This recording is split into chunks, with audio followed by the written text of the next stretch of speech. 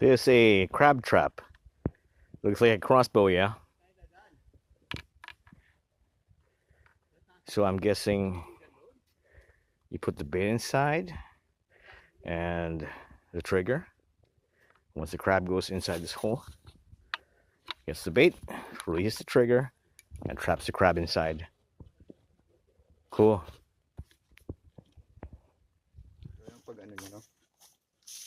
May pinakaano siya. Sabit mo yan dyan siya. Yan.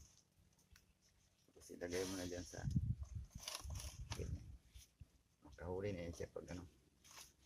Pag naglabas yung ano dyan, kuday. Akit niya yung kuday. Sa butas niya pala mo ikukuhan. Ay, pag binangga niya ito, masarado na siya. Tatanggal Boom. yung malalak na. Ayos guys. Ito magaling nakaisip yan